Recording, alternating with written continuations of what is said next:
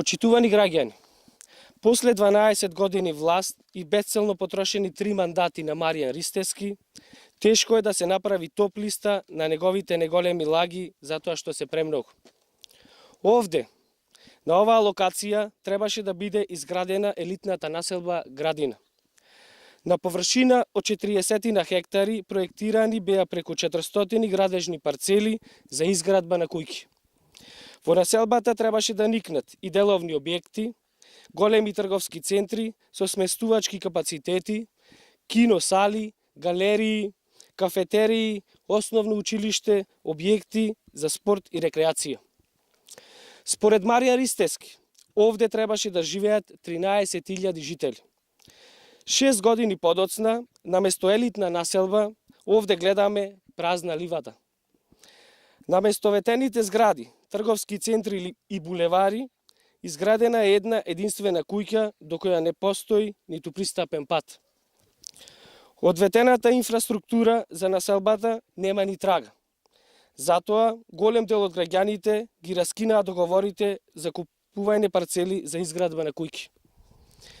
Една од првите лаги на Маријан Ристевски беше ветувањето за изградба на затворен олимписки базен, дадена во далечната 2005 година.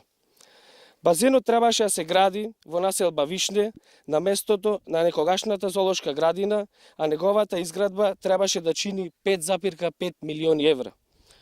Но и од тоа нема ништо, освен уште една лага на Маријан Ристевски. 1,5 милиони евра требаше да кошта стаклената пирамида со планетариум и 3D кино во центарот на градот.